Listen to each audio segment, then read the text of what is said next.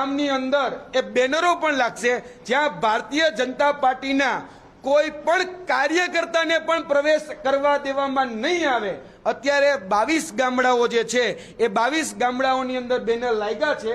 આગળના દિવસોમાં ફક્ત રાજકોટ નહીં જ્યાં ક્ષત્રિય પ્રભુત્વ ધરાવતી ગુજરાતની 8 જે લોકસભાની સીટો છે તે તમામ લોકસભાની સીટો ઉપર અમે ઉમેદવારી પણ કરીશું અને જે લોકો જે ભાષામાં સમજે છે એ ભાષામાં અમે જવાબ આપીશું। જો અમારા પૂર્વજો એ પાળિયા થઈ શકતા હોય તો અમે પાળિયા કરી પણ દેખાડીશું। જે લોકો જે ભાષામાં સમજશે એને એ ભાષામાં જવાબ આપવામાં આવશે।